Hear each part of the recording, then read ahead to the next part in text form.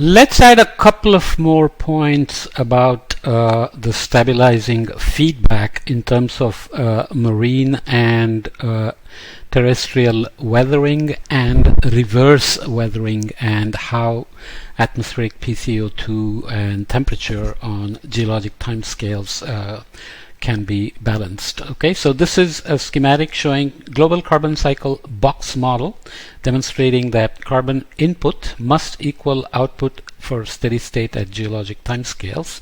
In the absence of a stabilizing feedback, sustained imbalances, excess input or output, will very rapidly lead to either runaway icehouse or greenhouse conditions. And we had touched on Mars and Venus, so you know how that is related. So here color bars indicate a percentage imbalance between input and output of carbon from the ocean atmosphere system, and blue indicates excess output, red indicates excess input, right? So you have carbon source, which is already there from the beginning, and you have exchanges happening between the various reservoirs. So if you have flux in to the ocean atmosphere carbon reservoir and flux out, the idea is that over the history of the Earth since its formation, the temperatures have always remained habitable, right? This is the main goal of understanding Earth with respect to other planets in terms of the habitability throughout its history and its location in the continuous habitable zone. So then it's interesting to see what are the processes that are maintaining the balances on those long time scale. Looking here schematically at the atmospheric CO2, if there's an imbalance and you keep adding excess carbon compared to what is fluxing out, then obviously within a very short period in terms of geological timescales, 0.1 million years to 1 million years, you have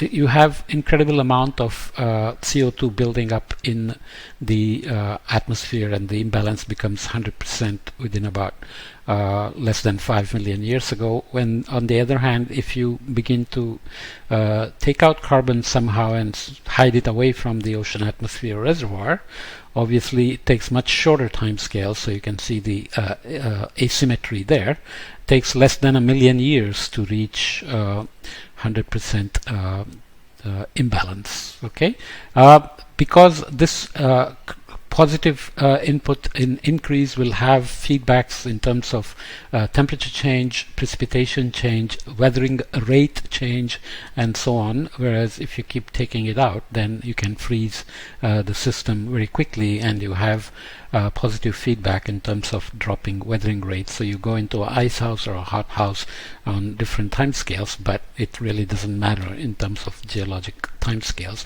It's the idea of what will kick it back out of a frozen state or a hot house. For example, Venus and Mars are stuck in their hot house and ice house, and we are in the Goldilocks blanket. So what are the stabilizing feedbacks in the system?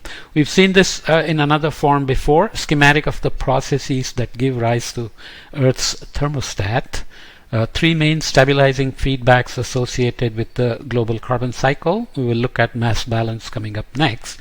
Terrestrial silicate weathering, marine silicate weathering, and reverse weathering we talked about already, sorry, here. So the tectonic processes like tectonic uplift obviously impact terrestrial weathering by exposing material and changing climate. Himalayas produced the monsoons, for example, which would have driven high weathering rates after the Himalayas exposed a lot of material. And that would affect the temperature. So depends on where you start. So let's go from terrestrial weathering to CO2, and CO2 would affect temperature as a positive feedback, and that would affect rainfall as a positive feedback globally on a longer time scale, which would then positively affect terrestrial weathering. And temperature would affect marine weathering, as we will see in a minute.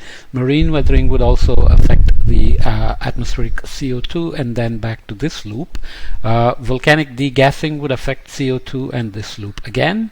CO2 levels affect oceanic pH, which we already talked about in terms of ocean acidification.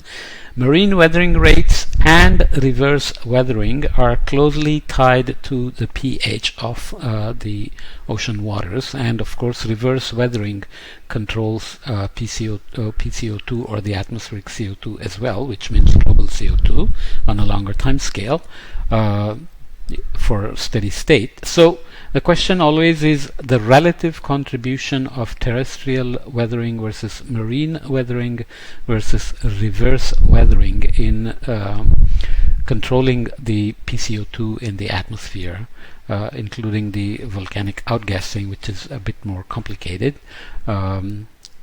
timescale wise.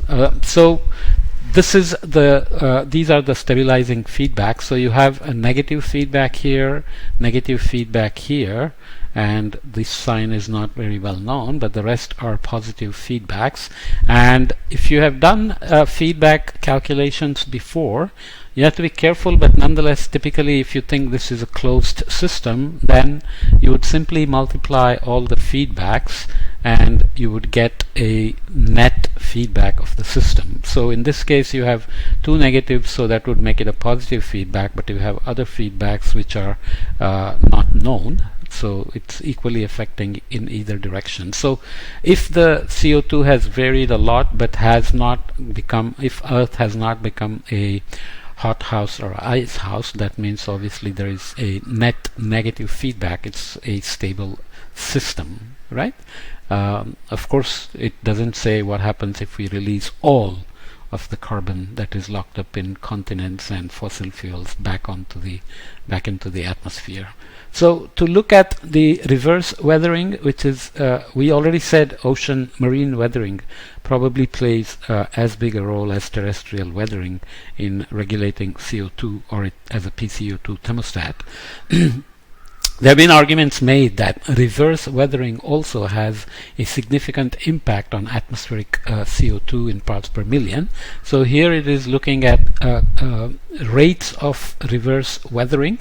So each contour here represents a different alkalinity to silica consumption rate. So that's the reverse weathering that we talked about. The root of each curve indicates pre-industrial PCO2 at 280 ppm and a reverse weathering silica flux of about 0.5 teramoles per year. So that's a F of 0.05, and 10 times PIL denotes the estimated minimum threshold that mitigates runaway icehouse conditions. The strength of silicate weathering feedback is fixed in this calculation. So this is basically the idea of whether Earth could have gone into a ice house as well, and then you would look for reverse weathering rates that kept us above this threshold in terms of the atmospheric PCO2. The main message is that there is a significant control of of reverse weathering on atmospheric PCO2. As for marine weathering, it's also clear. This looks at deep ocean and surface water temperatures calculated from the Global Climatology Energy Balance Model. So we are again looking at long time scales and looking at relative CO2. And the argument is that the surface temperature and deep water temperatures are closely related to each other on long time scales at which we are interested in PCO2 regulation.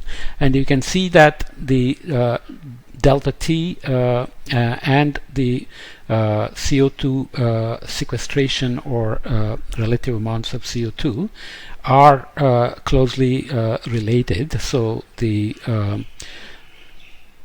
main point would be that the sensitivity of continental and seafloor weathering to changes in atmospheric CO2, same as PCO2. So these are calculated with these complicated equations from this paper that you can look up. So you can see that the seafloor weathering response and the continental weathering response both obviously are dependent on atmospheric CO2. But as we saw, the weathering rate response of seafloor is smaller and slower than the continental weathering rates because of the rapid feedbacks with temperature and precipitation over land, as opposed to the seafloor, which is buffered by this pH as well as alkalinity and reverse weathering and the temperature differences between the surface and the deep water. But there is evidence that deep water's temperatures have varied on long time scales, and that has affected the weathering rate as measured by the strontium isotope ratios, for example. Okay, so the long-term balance in that sense of the atmospheric CO2 is related to silicate carbonate weathering on land, in the ocean, and the reverse weathering at the bottom of the ocean. Okay, so we'll next move on to the global carbon cycle and look at fluxes and mass balances, then come back to climate regulation after that. Okay.